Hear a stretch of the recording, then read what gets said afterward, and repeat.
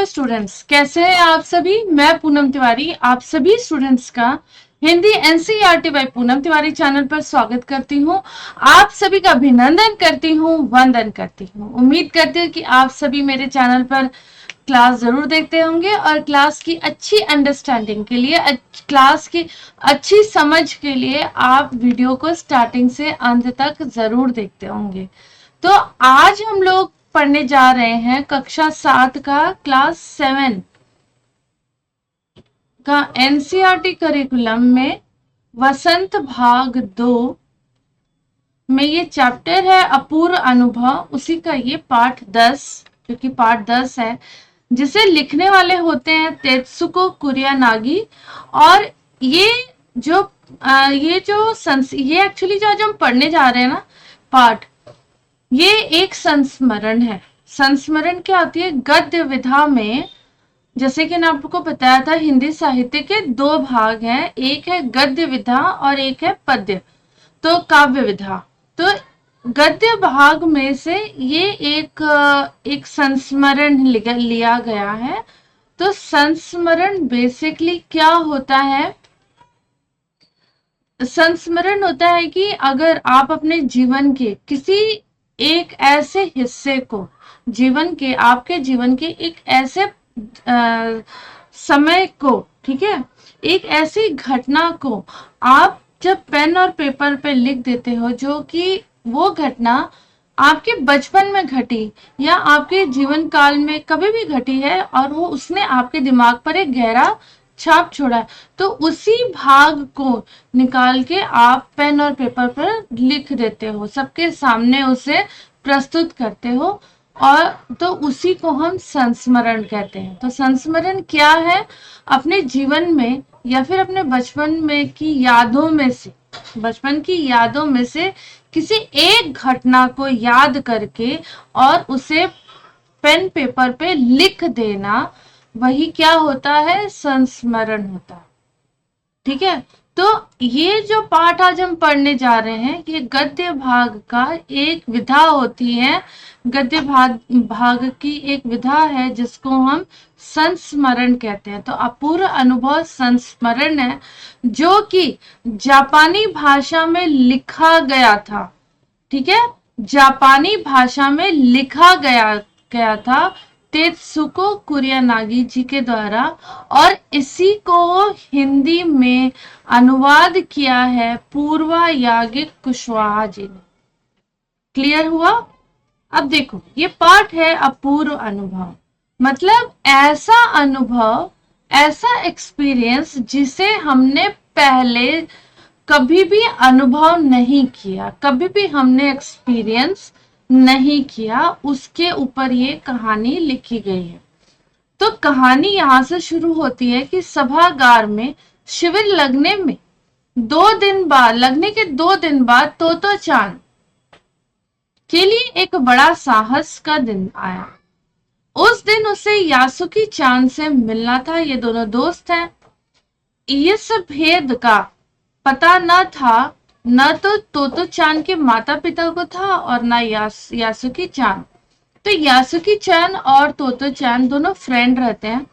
दोनों ने प्लान बनाया था कि हम मिलेंगे, लेकिन इस बात का कि वो मिलने वाले हैं, इस बात का अंदाजा ना तो तोतो चान के घर पे था, ना तो यासुकी चान के घर पे कोई जानता था। उसने यासुकी चान को अपने पेड़ पर, किसने? तोतो चान ने यासुकी चान को अपने पेड़ पर चढ़ने का न्योता दिया था। तोमोए जगह है जापान में, तो वहां पर हर एक बच्चा जब पार्क में खेलने जाता है तो वहां पर एक एक पेड़ वो ले लेता है, चुन लेता है कि मेरा ये पेड़ है, मेरा ये पेड़ है, मेरा ये पेड़ है, और मैं अपने पेड़ पर चढ़ूंगा, मैं अपने पेड़ पर क्या करूंगा? खेलूंगा। ठीक है, तो वो उस पर चढ़ के वो खेलते थे। लेकिन यासुकी चान का कोई भी पेड़ नहीं था। ठीक है, उसका कोई भी पेड़ नहीं था। क्यों? क्योंकि यासुकी चान को क्या चाहिए था? यासुकी चान जो था ना, वो पोलियो से ग्रस्त थे। दीदी के पास। यासुकी चान पोलियो से ग्रस्त था, तो वो पेड़ पे चढ़ नहीं सकता था, तो उसका कोई अपना निजी पेड़ नहीं था। अब वो दूसरे बच्चे थे जो कि अब जब पार्क में जाते तो पेड़ पे चढ़ के खेलते। तो तोतो चान को ये था कि वो यासुकी चान को अपने पेड़ पर जरूर चढ़ाएगा और उसे वो अपूर्व अनुभव कराएगा कि ये कैसा एक्सपीरियंस रहा, ये एक्सपीरियंस क्या था, वो कराना चाहता था। रिस्क तो बहुत था, लेकिन उसने तोतो चान ने ये रिस्क उठाया और यासुकी चान को अपने घर बुलाया कि हम अपने पेड़ पर मिलने के लिए बुलाया, और ये डिसाइड हुआ कि वो अपने पेड़ पर तो खुद चढ़ेगा ही, साथ में यासुकी चान को भी उस पेड़ पर क्या करेगा, चढ़ाएगा। अब तोतो चान का पेड़ मैदान के बाहरी हिस्से था, मतलब जो गार्डन था ना उसके थोड़े से बाहरी हिस्से में था। अब हिस्से में कुहोम बुत्सु जाने वाली सड़क पर के पास था। तो ये जगह है, वहां पर जाने वाली जो सड़क थी उसके पास था। बस बड़ा सा पेड़ था उसका, चढ़ने जाओ तो पैर फिसल जाए। अब उसका पेड़ तो मैदान के मतलब प्लेग्राउंड से बाहर था, और साथ ही वो इतना बड़ा था कि अगर उस पर अगर चढ़ने जाते हैं तो पैर भी फिसलता था। पर ठीक से जमीन पर ठीक से चढ़ने पर जमीन से कोई 6 फुट की ऊंचाई पर द्विशिखा तक पहुंचा जा सकता था। अभी एक नया वर्ड है, द्विशाखा, है ना। द्विशाखा तो क्या होता है कि समझो ये आपका पेड़ है, ठीक है। तो इसकी ये क्या है, यहां पर आने के बाद यहां पर जब आप चढ़ गए हो इस पेड़ पर, देखो मैं यहां ड्राइंग कर देती हूँ, ये पेड़ है आपका, ठीक है, ऐसे। तो यहाँ पर ऐसा होता है कि ये उसमें से 2 शाखाएं निकलती हैं, एक शाखा इधर जाती है और यहाँ जाती है। तो ये पेड़, इसी को हम क्या बोलते हैं, इसी को हम द्विशाखा बोलते हैं। कि यहां से तो एक आया बनके, एक ही मोटा सा तना था और ऊपर जाके यहाँ पर 2 शाखाएं, 2 शाखाओं में क्या हो जाता है, वो डिवाइड हो जाता है। तो अगर वो यहाँ पर, यहाँ ये दोनों बच्चे खड़े हैं, इस पेड़ का जो लेंथ है ये क्या है, 6 फीट है। और अगर कायदे से आराम से चढ़े तो आराम से चढ़कर, और यहाँ पर ये द्विशाखा आती है, ठीक है। तो यहाँ तक पहुंचा जा सकता है। बिल्कुल किसी झूले सी आरामदेह सी जगह थी, जैसे झूले पर आप स्विंग करते हो, है ना, झूलते हो तो कैसा उस पर महसूस होता है, वैसा ही था कि आप यहाँ पर जाके और आराम से बैठ सकते हो। तोतो चान अक्सर खाने की छुट्टी के समय स्कूल के बाद ऊपर पड़ा मिलता, मतलब तोतो चान की जब छुट्टी हो जाती, खाने की जो छुट्टी होती, या फिर स्कूल के बाद लंच ब्रेक में या स्कूल के बाद, वो कहाँ मिलता, उसी पेड़ के ऊपर मिलता। वहां से वह सामने दूर तक आकाश को, नीचे सड़क पर चलते लोगों को देखा करती थी। बच्चे अपने अपने पेड़ को निजी संपत्ति मानते थे। किसी दूसरे के पेड़ पर चढ़ना हो तो उससे पहले पूरी शिष्टता से, मतलब with good manners, well behaved, ठीक है, अच्छे बिहेव के साथ, अच्छे मैनर के साथ पूछना पड़ता था कि माफ कीजिए क्या मैं अंदर आ जाऊं, पूछना पड़ता था क्या मैं आपके पेड़ पर भी चढ़ सकती हूँ, इस तरीके से पूछा जा सकता था। मैं पेड़ पर आ जाऊं, ठीक है। यासुकी चान को पोलियो था, इसलिए वह न तो किसी पेड़ पर चढ़ पाता था। अब देखो यासुकी चान के पास पेड़ नहीं था, ठीक है। कारण क्या था कि उसको पोलियो था। अब वो पोलियो ग्रस्त था तो पेड़ पे तो चढ़ नहीं पाएगा, और न किसी पेड़ को निजी संपत्ति वो मानता था। अतः तोतो चान ने उसे अपने पेड़ पर आमंत्रित किया था। तो यासुकी के पास कोई अपना पेड़ तो था नहीं, इसलिए तोतो चान ने उसे बुलाया। पर यह बात उन्होंने किसी को नहीं बताई। अगर वो, मान लो कारण क्या था, अगर वो बताते घर पे तो उसके माँ बाप उसे मना करते, उसे मना करते थे, क्योंकि अगर बड़े सुनते तो जरूर डांटते कि तुम तो चढ़ नहीं पाओगे, तो तुम कैसे चढ़ोगे उस पेड़ पे, इसलिए तुम्हें नहीं जाना है। तब घर से निकलते समय तोतो चान की जब माँ ने कहा, माँ से वो कहती है कि वह यासुकी चान के घर डेनन चोफू जा रही है। चूंकि वह झूठ बोल रही थी, इसलिए उसने उसकी माँ से उसने अपनी आंखों में देख के बातें नहीं की। वह अपनी नजरें जूतों के फीतों पर ही गड़ाए रही। रॉकी कौन रहता है? ये तोतो चैन का भाई है। उसके पीछे तक स्टेशन जाता है। जाने से पहले उसे सच बताए बिना तोतो चान से रहा नहीं गया। देखो दोनों भाई बहन में कितनी ट्रांसपेरेंसी है कि वो झूठ नहीं बोलते। मैं युसुकी चान को अपने पेड़ पर चढ़ने देने वाली हूँ, उसने बताया। जब तोतो चान स्कूल पहुंची तो रेल पास उसके गले के आसपास हवा में उड़ रहा था। यासुकी चान उसे मैदान में क्यारेगा, अब स्कूल जाने के लिए लोग ट्रेन से जाते थे, ठीक है, तो उसका पास होता था जो उसने गले में लटकाया था, अब वो उड़ रहा था। तो यासुकी चान उसे मैदान की क्यारियों के पास मिल गई। गर्मी की छुट्टियों के कारण खूब सूना पड़ा था। यासुकी चान उससे कुल जमा 1 ही वर्ष बड़ा था, पर तोतो चान को वह अपने से बहुत बड़ा लगता था। जैसे ही यासुकी चान ने तोतो चान को देखा, वह पैर घसीटता हुआ उसकी ओर बढ़ा। उसके हाथ उसकी चाल को स्थिर करने के लिए दोनों ओर फैले हुए थे। तोतो चान उत्तेजित थी। वे दोनों आज कुछ ऐसा करने वाले थे जिसका भेद किसी को नहीं पता था। क्या करने वाले थे? पेड़ पर चढ़ने वाले थे। अब यासुकी चान को पोलियो था तो बहुत ही नामुमकिन सी चीज थी, लेकिन दोनों में बहुत ही उल्लास था, जोश था कि आज हम पेड़ पे चढ़ने वाले हैं, और दोनों बहुत जोर जोर से हंसने लगे। यासुकी चान भी हंसने लगा। तोतो चान यासुकी चान को अपने पेड़ की ओर ले आई और उसके बाद वह तुरंत चौकीदार के छप्पर की ओर भागी। अब उसके दिमाग में शायद कुछ चल रहा होगा कि यासुकी चान को तो मुझे पेड़ पर चढ़ाना ही है। उसे ये भी पता था कि वो नहीं चढ़ सकता है। तो उसने एक आइडिया निकाला कि तुरंत चौकीदार के पास पहुंची और तो चौकीदार के छप्पर की ओर भागी, और उसने रात को ही तय कर लिया था कि वहां से एक सीढ़ी घसीटती हुई लाएगी। ये उसकी पहले की प्लानिंग बन चुकी थी। उसे तने के सहारे लगाया, मतलब ये पेड़ है तो ये पेड़ है ना, तो इसके तने के सहारे उसने सीढ़ी को लगा दिया।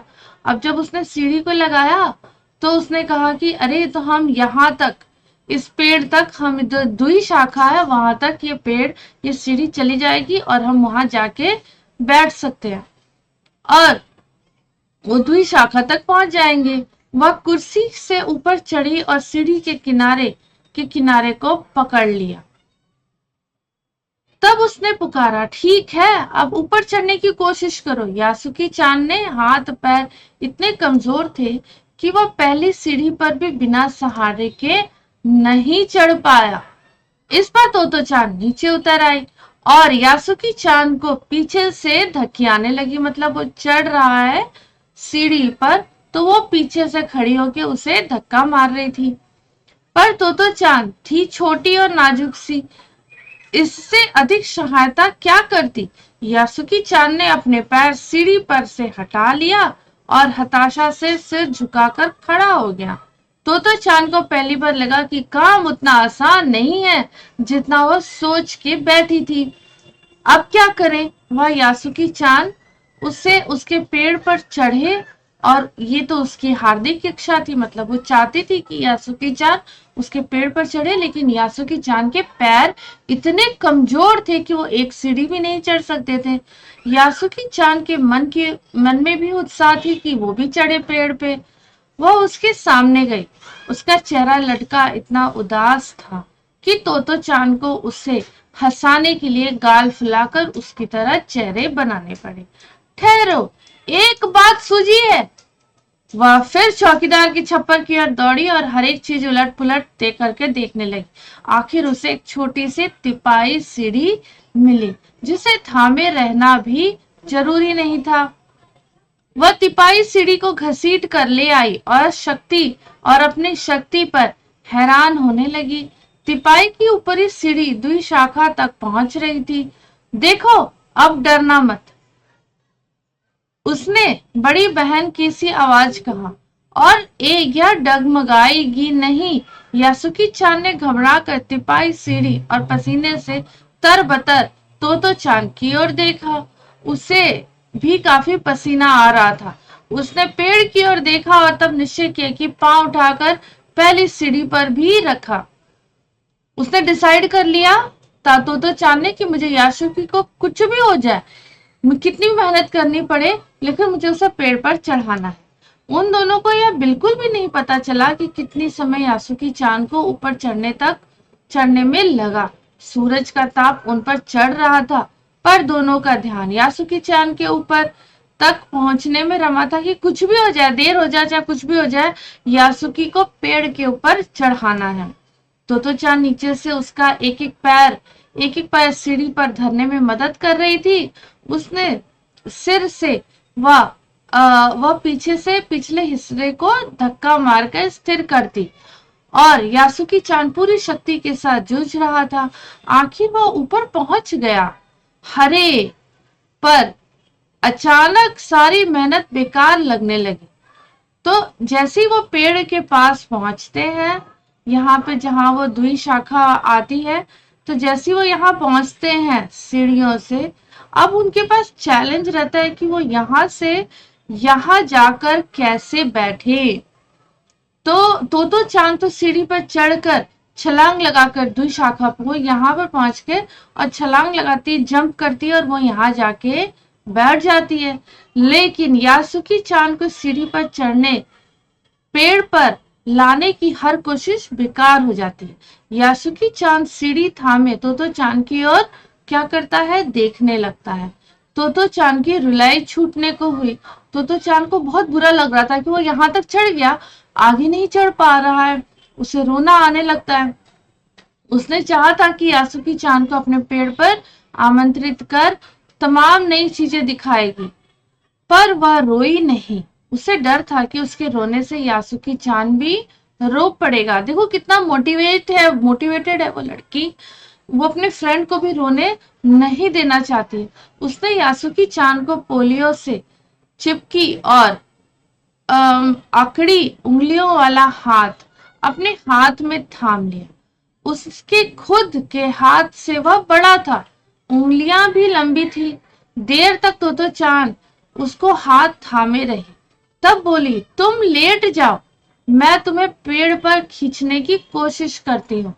उस समय दुई शाखा पर खड़ी तोतो चान द्वारा यासुकी चान को पेड़ की ओर खींचते अगर कोई बड़ा देखता तो वह जरूर डर जाता। क्यों? और डर के मारे चीख उठता कि अरे भाई, तुम गिर जाओगे, दोनों गिर जाओगे। लेकिन उसे वह सच में जोखिम उठाते ही दिखाई देते। पर यासुकी चान को तोतो चान पर पूरा भरोसा था। अब यासुकी चान ने वही किया जो तोतो चान बोल रही थी।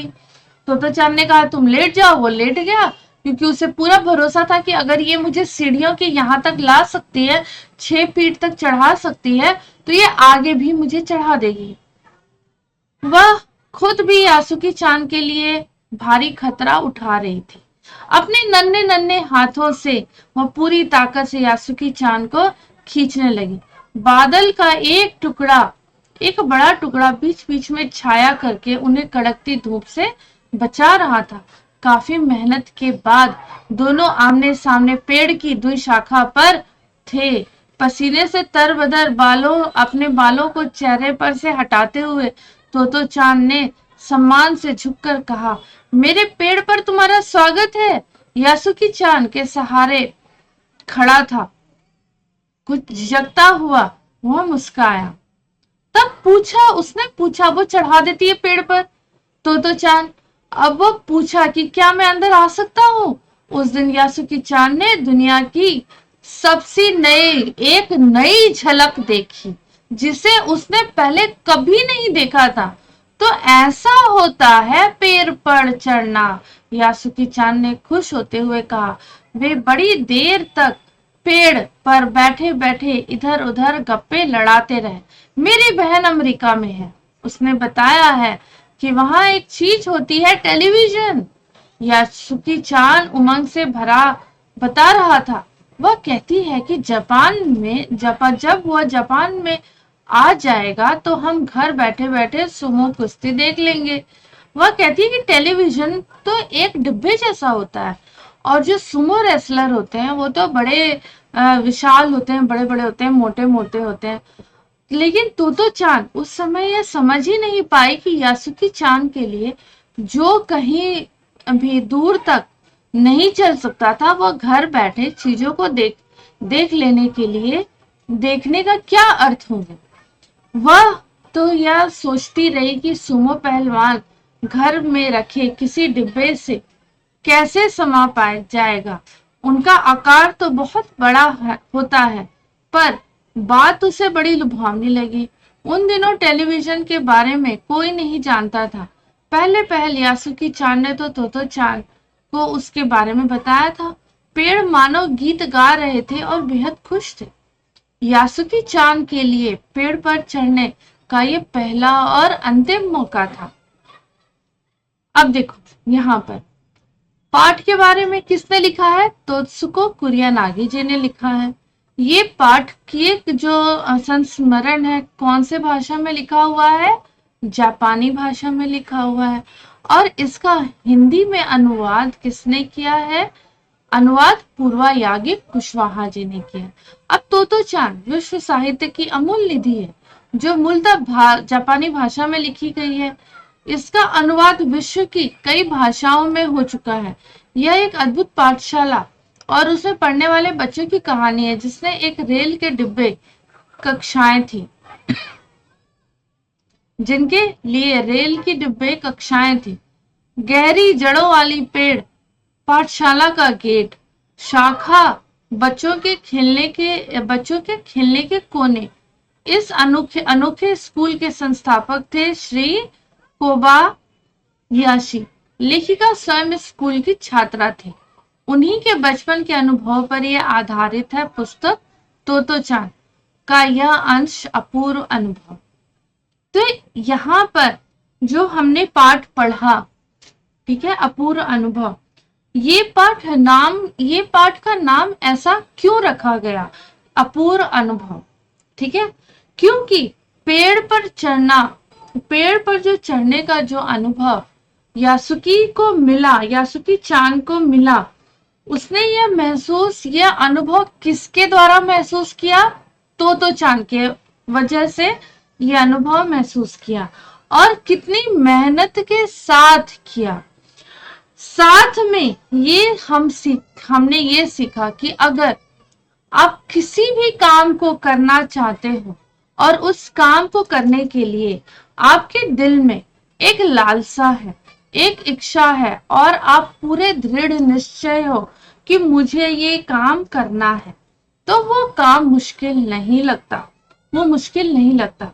लेकिन अगर आप किसी भी कार्य को पूरी शिद्दत से, पूरे दिल से, पूरे इंटरेस्ट से, पूरी मेहनत से करो तो वो काम क्या हो जाएगा? बहुत ही आसान हो जाता है। और जब भी हम कोई भी काम करते हैं तो उस काम को करने के लिए हमें क्या चाहिए रहता है? पूरा दृढ़ विश्वास, दृढ़ संकल्प चाहिए रहता है। इसीलिए इस पाठ से हमने ये सीखा कि कोई भी कार्य नामुमकिन सा नहीं है, नामुमकिन है ही नहीं। अंग्रेजी में एक कहावत है, एक लाइन है, आई एम इम्पॉसिबल, ठीक है, अंग्रेजी में एक वर्ड है इम्पॉसिबल। अगर आप इसी को अलग अलग कर दो तो वो बन जाता है आई एम पॉसिबल, ठीक है। तो इस दुनिया में कोई भी ऐसी चीज नहीं है जो कि नामुमकिन नहीं है। बस हमें किसी भी काम को करने के लिए क्या चाहिए? दृढ़ संकल्प चाहिए। अपने दृढ़ संकल्प से अगर हम किसी भी कार्य को करते हैं तो वो कार्य नामुमकिन नहीं है। तो उम्मीद करती हूँ, इसीलिए इस पाठ का नाम क्या रखा गया है? अपूर्व अनुभव। ऐसा अनुभव, ऐसा एक्सपीरियंस जिसे हमने पहले एक्सपीरियंस ही नहीं किया, आज से पहले एक्सपीरियंस नहीं किया, अनुभव नहीं किया, इसीलिए इसका नाम क्या रखा गया? अपूर्व अनुभव। ठीक है, तो उम्मीद करती हूँ कि आप लोगों को ये चैप्टर अच्छा लगा होगा। इस चैप्टर के प्रश्न उत्तर के साथ हम अगले वीडियो में जरूर मिलेंगे।